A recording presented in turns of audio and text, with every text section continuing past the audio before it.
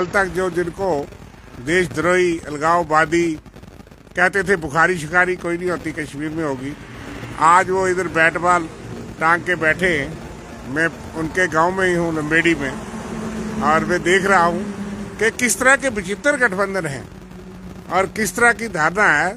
जो कहते थे कि कमल का फूल खिलेगा, वो हिम्मत नहीं कर पाए कि अपना कैंडिडेट खड़ा करना। हार और जीत लगी है, लेकिन एक्सपोज होने का खतरा था। यहाँ उनका गढ़ था जम्मू उधमपुर, वहाँ जनता ने उनको उखाड़ फेंका है। इतना गुस्सा है जनता के अंदर कि आज उनकी हिम्मत नहीं हुई। हम तो सोचते थे कोई बड़ा दिग्गज नेता जो है वो कैंडिडेट होगा भारतीय जनता पार्टी का। बीजेपी अपना कैंडिडेट नहीं खड़ा कर सकी और ये आदेश आया कि आप उनको आप सपोर्ट करो जिनकी आप मुखालफत करते हैं। हम तो शुरू से कहते थे ABCD पार्टियां हैं, तो उनको जिस तरह का सारा साधन, सारा उनको इंतजाम और जिस तरह की सिक्योरिटी, एकोमोडेशन, ये सरकार ने बनाई हुई पार्टियां हैं, लेकिन उससे बना कुछ नहीं। अब आखिर सहारा उनका करना पड़ा, लेकिन उससे निकलेगा कुछ नहीं, ये मैं मानता हूं। और कांग्रेस, नेशनल कांग्रेस के साझे उम्मीदवार मियां अल्ताफ जी भारी बहुमत से जीतेंगे। चीफ मिनिस्टर साहब का भी है, मुकाबले उनके साथ होगा, बाकी तो मुकाबले में ही नहीं। इसलिए दुर्भाग्य की बात है कि लोगों को गुमराह करने के लिए, ब्लैकमेल करने के लिए उन लोगों को, हमने किसी को देशद्रोही नहीं कहा। हमारी वैचारिक सिद्धांतिक लड़ाई हो सकती है कि कोई लोग अलग भाषा बोलते हैं लेकिन हैं वो भी देशभक्त हैं, वो भी हिंदुस्तानी, देश की जमहूरियत में वोट डालते हैं। लेकिन मैं और बहुत कुछ कह सकता हूँ, उनकी कई बातें जो है वो हमें पसंद नहीं, कई चीज़ें गलत हैं और गलत नारे हैं, लेकिन कुछ चीज़ें जो हैं वो फिर भी पाकिस्तान के मुकाबले में, आतंकवाद के मुकाबले में हमको सब चाहिए उनके साथ लड़ने के लिए। उस बात पे हम इकट्ठे हैं कि देश का संविधान, देश की जमहूरियत और देश की एकता, उसके लिए कोई मतभेद भी करता है हमारे साथ, लेकिन वो देश की जमहूरियत में अगर विश्वास रखता है।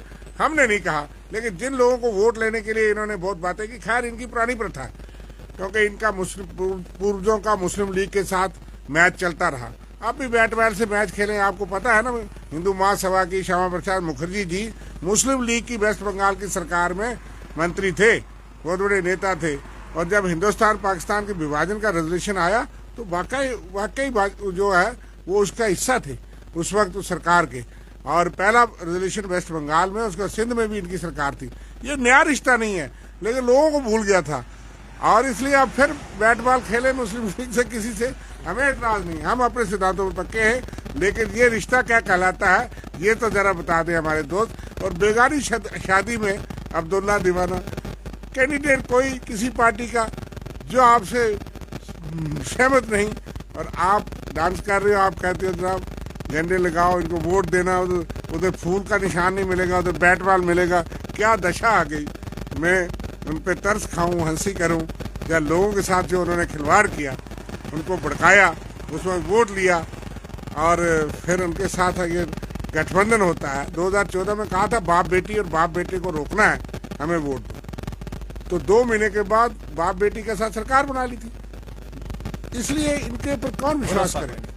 लेकिन सर, अगर हम बात करें तो हम देख रहे हैं कि खेता पीर पंजाल में इस समय आप अपने पॉलिटिकल टूर्स पर हैं, जरा तरह की मीटिंग्स जो है आप कर रहे हैं, तो युवाओं का क्या रुझान है? क्योंकि आज हम देखें कि अनएम्प्लॉयमेंट बहुत ज़्यादा है।